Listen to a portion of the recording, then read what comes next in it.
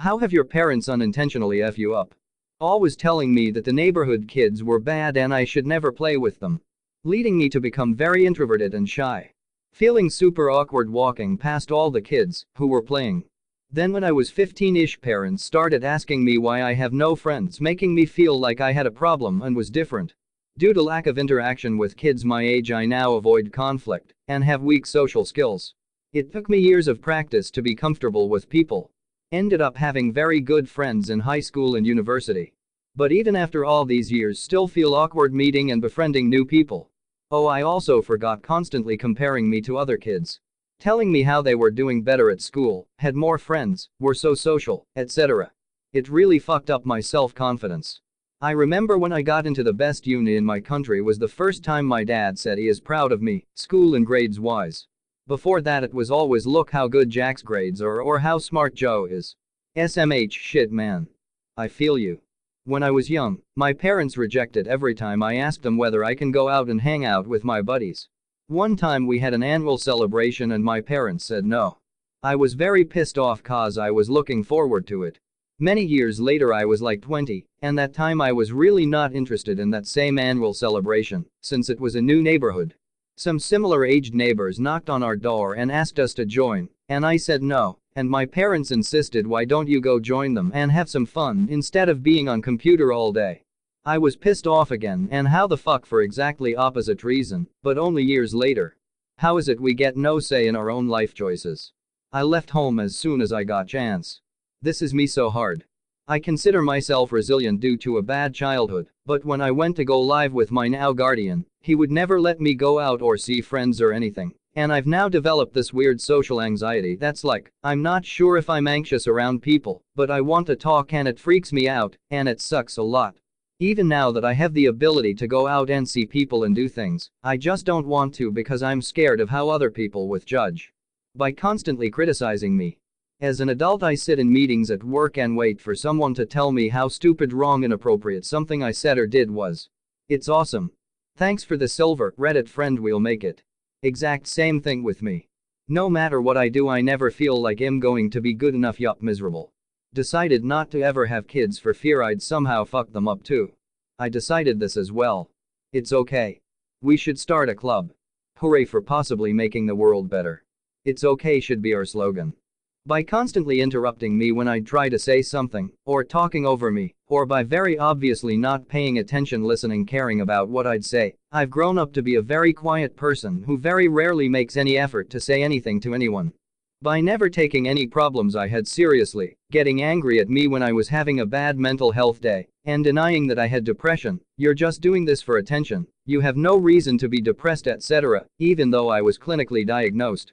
It has led me to never speak about my problems to the point where I have breakdowns in my bedroom, and then pretend I'm fine, believing I'm a burden, and that no one, not even my friends, want to deal with me. Dude, my mom does this shit all the time. It was like as soon as I hit age 10, I was no longer allowed to show any feeling except neutral and happy. Now I can't handle my anger or sadness in a healthy way. Something as minor as losing my charger sent me into a sobbing, screaming mess. I really hope things get better for you. Yep, I feel that. My parents have invalidated any negative feeling I have ever felt, and now as an adult, I question my emotional judgment all the time, and feel guilty for being upset or angry. If only you were nicer they wouldn't bully you. Your sister can make friends so you can too. Why do you have these weird hobbies? No wonder you have no friends. What is it? Are you too lazy or too shy to make friends? Got diagnosed with autism eventually, but that was after 40 years of beating myself senseless over my inability to fit in. I'm not autistic, but I've had every single one of those said to me by my mom. One time I confided in her that I was upset about having no friends, and she said, "Well, whose fault is that?" In a rather snippy tone. "Probably yours, Mom, probably yours." My attachment style. They only paid attention to me when I acted out because they were so busy with my older sister and her accomplishments. Can relate, just from the flip side. I was the older sister with all the accomplishments, straight A kid. They paid more attention to my little sister because she was the one that needed more work and focus on their part.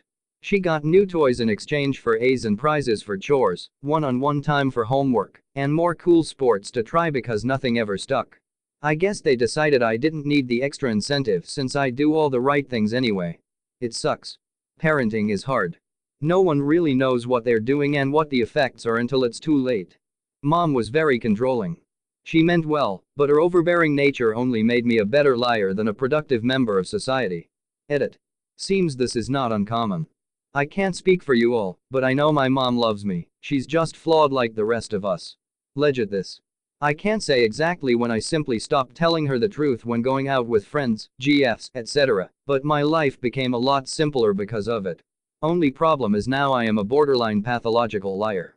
My mom, by helicoptering me between all of middle school and high school. As a result, I was never able to develop good study habits because I never got the feeling that I was doing it for me. I felt like I was doing it for her. When I was in 5th grade, I told my mom about a kid who was bullying me. One day, when she was picking me up after school, she got out of the car and threatened the kid. Something along the lines of, "If you pick on my baby again, you will regret it." That fucked up my social life until at least 10th grade. Maybe it was because it was your mom. But I was bullied hard in middle school, to the point that I considered suicide. Eventually my dad found out and confronted one of the main bullies. I don't know what was said, but the bully never talked to me again, and my social life actually improved as a result. Crying to mommy doesn't look good to kids. Bring in dad though. Not her fault, but when my mom got cancer when I was 14, she kind of went crazy and really hurt me mentally. She controlled everything I ate because I was either too thin or too thick, didn't allow me to hang out with my friends because she didn't know if she was going to make it through the night, and pulled me out of all my extracurriculars for the same reason. She made me eat cabbage soup and only cabbage soup for 2 weeks to lose weight. I was dubbed Stinky Alley by my classmates. I did not need to lose weight. Yeah, and my dad was no peach either. I ran away from my mom that year to stay with my dad and got into an abusive relationship with a boy who controlled me and raped me, and my dad just loved him. At his house, my grades dropped because there was no physical place to do homework, and he didn't take me to any of my doctors or counseling appointments because there was nothing wrong with me after going through what my mom and boyfriend put me through. So, yeah. Not really their faults, because mental illness is hard to treat, but it definitely screwed me up for a long time. I'm a 31-year-old mother in a very healthy and loving relationship now, but I have to give my successes and happiness to my partner's family and my therapists. They are the real MVPs. One had an affair, told me not to tell the other. The other knew and did things like bugged the house phones and had me try to follow them around. Being oldest kid sucked. Completely stuck in the middle.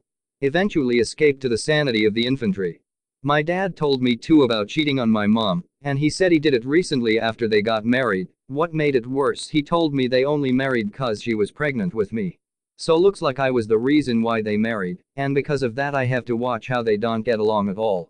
It just really hurts to watch, but oh well, I've tried to help them, but they refused, so it's not really my problem anymore. She tiger mom-ed the shit out of me, specifically when it came to classical music. She was a violin teacher and had me play piano, but that didn't stop her from getting very involved. What was the worst incident? When she got so mad at how I was practicing, she threw the piano bench out the door. When she scribbled all over my music in a rage and had to buy a new book so my teacher wouldn't see she'd lost her shit. When she was screaming at me in the car after a lesson and just laid into the horn while driving down a busy street. When she drove me, crying, to my friend's house for a scheduled play date and made me ring the doorbell and explain to my friend I couldn't stay because I hadn't practiced enough. It was a 10+ year saga of insane blow-ups and tears that only stopped when I left for college and quit. But I'm the lucky one. I was the fighter. My sister was the people pleaser. Once my mom gave up on me, she focused a full brunt of her attention on her. Now my sister's got an undergrad degree in music and a whole lot of angst about whether she even likes the goddamn viola or has just been forced into her entire life.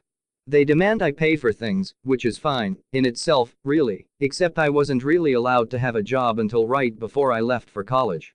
Basically any gift money I got from relatives they somehow took. Now it's even worse, as I'm unemployed due to some serious health issues. Whenever I hear, "You need to pay for that," all I can think is with what income? Disclaimer. They were never short on cash. This was purely an assert control thing. They never gave me a realistic view of how finances work. Good lord, I'm in my 30s and still dealing with this. Nobody ever taught me how to money. Luckily I've picked up a few things and now have more saved and invested than I ever have in my life prior to this point. I figured it out myself in my mid-20s. Then I watched my parents implode because everything they had was a house of cards on a foundation made of wet sand. The internet is a hell of an educational resource because I didn't learn shit from the habits they displayed. I thought we were well off. It turns out we were always refinancing our house when interest rates dropped and taking money out against the equity. This was with my dad making six figures in the 90s and my mom working 2/3 time as a nurse. Following that, my grandfather left my dad a little over $1 mil when he died, and my dad just squandered it in a combination of not working and terrible investment decisions over around 8 years. The knife was finally driven in by a massive medical debt that would have been avoided if he had just gone to the goddamn doctor, but he wouldn't because he didn't have insurance. This happened even though he was a veteran and could have qualified for discounted insurance through the VI, but he was too proud, lazy, stupid to go to them and ask for help. This isn't the worst thing in the world, but my parents strongly instilled in me the need to care about other people's feelings and kindness. To the point of being overly kind and accommodating. It led to me apologizing too much, bending over backwards for people who didn't deserve it, and letting people take advantage of me. I am proud of being a person that cares for others, but it's taken a while for me to learn how to set boundaries and maintain them in friendships and relationships. I'm working on it. Do you ever just get the urge to help people even when you know you shouldn't or just don't have the means? How do you manage boundaries? My BF has similar attributes, and helping people is almost a type of escape for him. Wow, you hit a nerve with the helping people is almost an escape thing. I can relate to that. I definitely feel the urge to help people even when I know I shouldn't. I think part of it comes from not liking myself too much, and helping someone makes me feel less worthless. I find it very hard to manage boundaries, especially with people that I care deeply about. It's one of those things where I kind of have to work on it from the inside out. If I don't value myself and my worth as a person, it's going to be really hard to maintain boundaries in difficult situations. I won't be able to start enforcing them until I am better able to love and respect myself. If I'm busy with other people's problems, I don't have to think about my own is pretty much how it is for me. Really need to stop doing that. When I was a kid, maybe 5 or 6, I was riding in the car with my mom. I was playing with a Transformer toy and telling her about it. At some point, she stopped me and said something to the effect of, "Son, do I talk to you about makeup or clothes or anything I'm interested in?" I answered no. And she said, "Then I don't want to hear about Transformers, whatever you're playing with." In that moment, she just wanted me to shut up. She didn't care, but over my life I've realized it destroyed my ability to talk about things I care about with people, unless it's someone I'm very close to, so I come off as very boring until people get to know me. Edit. Wow, thanks for all the replies and upvotes. I would just like to say, I don't hate my mom or anything, she's a good person for the most part, she just doesn't pretend to care about things.